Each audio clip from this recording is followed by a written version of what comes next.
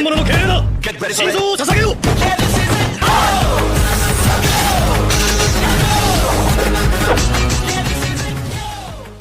Episode के start में उस जनरल का एयरप्लेन बहुत जल्दी ही लंदन के करीब पहुंच जाता है और इधर तभी अचानक उनका कनेक्शन बहुत ही जगहों से कट जाता है। वे अपना communication central headquarter, navy base, air force base अन्य जगहों से नहीं कर पा रहे होते हैं।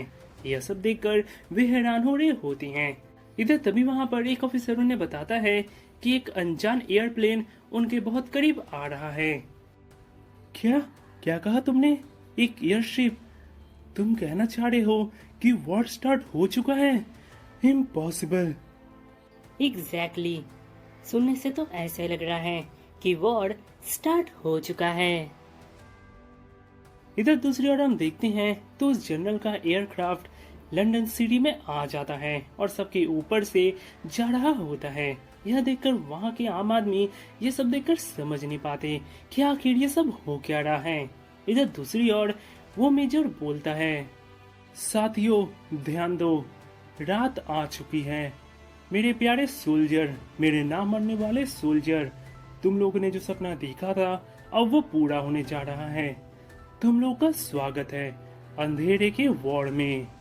यह सुनकर वे वैम्पायर पागलों की तरह चिल्लाने लगते हैं। इधर वो मेजर बोलता है, फर्स्ट लेफ्टिनेंट जोडिन bleach. At your service master. जोडिन, तुम्हारे जरिए हम हेल्सिंग और आलूकाट को हरा सकते हैं। जेपलिन 2 को अपने साथ हेल्सिंग हेडक्वार्टर लेकर जाओ, पर वहां जाते के साथ ही उन पर हमला मत करना। मेरे आदेश का इंतजार करना जब तक कि मैं मेन फोर्स को तुम्हारे पास लेकर ना आ जाऊं। पर क्यों मास्टर, इसकी कोई जरूरत नहीं है। आलू काट के बगैर हेल्सिंग कुछ भी नहीं है। मैं उन्हें अकेले ही हरा सकती हूँ। जोडिन, लगता है तुम उन दोनों वुमेन को अंडर एस्टिमेट कर रही हो, पर अगर मैं तुम्हारी जगह होता तो ऐसा नहीं करता। इंटेग्रा हेल्सिंग और वो उस पुलिस वुमेन सेरेस विक्टोरिया को अंडर एस्टिमेट करना ठीक नहीं होगा। अगर हम बात करें इंटेग्रा फायरब्रूक विंगेट हेल्सिंग की, तो वो हेल्सिंग फैमिली की डिसेंडेंट है, जो भी हेड है उस क्लैन की, जो वैम्पायर हंटिंग में एक्सपर्ट है और मोस्ट पावरफुल क्लैन है। वो एक ऐसी लड़की है जिसे आलूकाट तक उसे एक्नॉलेज करता है और उसे मास्टर बोलता है। अगर हम दूसरी ओर बात करें उस पुलिस वुमेन सेरेस विक्टोरिया की, तो वो वैम्पायर के नाम पर कलंक है, पर उसे अपनी ताकत का अभी तक अंदाजा नहीं है, इसलिए उन्हें अंडर एस्टिमेट करना ठीक नहीं होगा। हमें उन्हें आलूकाट से कम समझने की गलती नहीं करनी चाहिए। ये गलती हमारी हार का कारण बन सकती है। इसलिए जोडिन, मैं फिर कहता हूँ, वहाँ जाते के साथ ही हमला मत करना, मेरे आने तक का इंतजार करना। जैसा आप कहें कमांडर। बहुत अच्छे जोडिन। तो साथियों, चलो हम लोग का वॉर स्टार्ट करते हैं, पर हम पहले हेल्सिंग को डिस्ट्रॉय नहीं करेंगे। हम डिस्ट्रॉय करेंगे house of parliament, Big Ben, the prime ministers resident, national defence agency, Buckingham palace, central government office और लंदन ब्रिज। अगर मैं एक शब्द में कहूँ तो वो हर चीज जो तुम्हारी नजरों के सामने आए। तुम लोग को आज जितना खाना खाना है तुम उतना खाना खा सकते हो। मेरे साथियों, अब वो पल आ चुका है, तो तैयार हो जाओ। इधर तभी हम देखते हैं तो उस मेजर के सिग्नल पर बहुत सारे मिसाइल फायर किए जाते हैं और वो जगह राख में बदल जाता है और बहुत सारे लोग कुछ ही पलों में मारे जाते हैं। मुझे और चाहिए, इतना काफी नहीं है। और डिस्ट्रक्शन करो, सेकेंड मिसाइल को लॉन्च करो। वाव, क्या नजारा है। इसी नजारे को देखने के लिए मैं इतने सालों से तड़प रहा था। उसके बाद हम देखते हैं तो उस मेजर के इशारे पर बहुत सारे वैम्पायर को पानी की तरह नीचे फेंका जाता है और वे खून के प्यासे वैम्पायर बहुत तेजी से जमीन की ओर आ रहे होते हैं। इधर दूसरी ओर इंटेग्रा जिस हेडक्वार्टर में मीटिंग करी होती है, वहां पर अचानक से मेजर के आदमी पहुंच जाते हैं और उन्हें चारों तरफ से घेर लेते हैं। इधर तभी हम देखते हैं तो मेजर के आदमी वहां पर पहले से ही उनके बीच में ही होते हैं। लेडी हेल्सिंग, आपके लिए यही बेहतर होगा कि आप अभी कुछ भी ना करें। सब लोग जहाँ पड़ो वहीं पर खड़े रहो अब ये जगह मिलेनियम के कंट्रोल में है। फर्स्ट लेफ्टिनेंट, इसका क्या मतलब हुआ?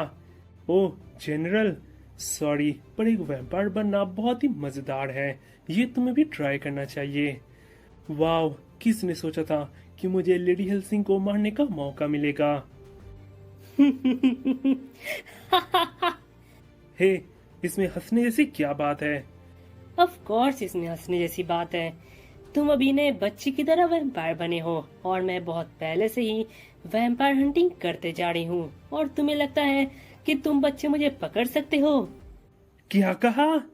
इधर तभी हम देखते हैं तो वहाँ पर वॉल्टर आकर उस आदमी का हाथ काट देता है और कुछ ही पलों में वहाँ के सभी वैम्पायर को मिट्टी में मिला देता है। मिस्टर पेनवुड, क्या आप ठीक हो? हाँ, शुक्रिया सर। हमें अचानक से इन्फॉर्मेशन मिला है कि इस सिटी में बहुत जगह पर हमले हुए हैं, पर अभी तक कोई भी कमांडिंग ऑफिसर का हमें किसी तरह का रिपोर्ट नहीं आया है। क्या कहा? ये पक्का उस मेजर का ही काम है। मिस्टर पेनवुड, हमें यहाँ से निकलना चाहिए, यहाँ पर पक्का हमला होने वाला है। सर, अभी अभी इन्फॉर्मेशन आया है कि बहुत सारे सोल्जर हथियार के साथ नीचे आ रहे हैं। मिस्टर पेनवुड, क्या आप सुन पा रहे हो? हमें यहाँ से भी निकलना होगा, नहीं तो अगर कोई बड़ा वैम्पायर आ गया तो हम सब यहीं पर मारे जाएंगे बिना कुछ किए। सॉरी मिस्टर हेल्सिंग, पर मैं इस जगह को छोड़कर नहीं जा सकता। आप प्लीज अपने ऑर्गेनाइजेशन लौट जाइए। पर क्यों? आप तो यहाँ पर रहने के बावजूद भी किसी भी तरह का ऑर्डर इशू नहीं कर सकते, क्योंकि सारा कम्युनिकेशन कट चुका है। क्या आप यहाँ पर मरना चाहते हो? हाँ, मुझे पता है कि सभी कम्युनिकेशन कट हो गए हैं, पर शायद कुछ समय बाद सारा कम्युनिकेशन वापस लौट आए। हेल्सिंग, प्लीज आप जाइए, आपको बहुत बड़ा काम करना है और मुझे यहाँ पर रहने दीजिए। मैं इस जगह का कमांडिंग ऑफिसर हूँ और मैं अपने पद को छोड़कर जा नहीं सकता। अगर सच कहूँ तो मैं अभी बहुत ही डरा हुआ हूँ। मैं बचपन से ही बहुत ही डरपोक हूँ। मुझे ये पोजीशन अपने काबिलियत पर नहीं मिला है। मेरे फैमिली स्टेटस के कारण ही मुझे ये पोजीशन दिया गया है, इसलिए मैं अंत में इस पोजीशन को अच्छी तरह से निभाना चाहता हूँ। मैं इसका अंत देखना चाहता हूँ सर हेल्सिंग, प्लीज मुझे ये काम करने दीजिए। आप यहाँ से जाइए, क्योंकि इस वॉर को सिर्फ आप ही खत्म कर सकती है। ठीक है मिस्टर पेनवुड, पर आप ये पिस्टल रख लीजिए, इसमें सिल्वर सल्फाइड से लोडेड बुलेट हैं, जो उन वैम्पायर के खिलाफ काफी असरदार साबित होते हैं। Best of luck mister Penwood. आपको भी सर हेल्सिंग। तुम सब भी यहाँ से छोड़कर चले जाओ। जितने कम लोग यहाँ पर रहेंगे उतना ही अच्छा रहेगा। अगर सच कहूँ तो तुम सभी लोग यहाँ से चले जाओ, मैं इस जगह को अकेले संभाल लूंगा। इधर तभी हम देखते हैं तो यह सुनकर सारे ऑफिसर हंसना स्टार्ट कर देते हैं और दोबारा से अपने अपने काम में लग जाते हैं।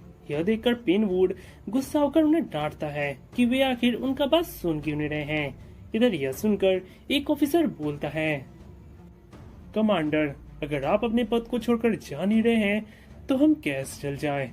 आप हमारे कमांडिंग ऑफिसर हैं और अंत तक आप ही हमारे कमांडिंग ऑफिसर रहेंगे। प्लीज आप हमेशा की तरह वहीं पर बैठकर हमें कमांड कीजिए। इधर ये सब सुनकर इंटेग्रा वहां से जाने लगती है और जाते जाते वो गुस्से से बोलती है, मेजर, ये तुमने ठीक नहीं किया। मैं तुम्हारे वैम्पायर को जलाकर राख कर दूंगी। वॉल्टर, गेट को काट दो।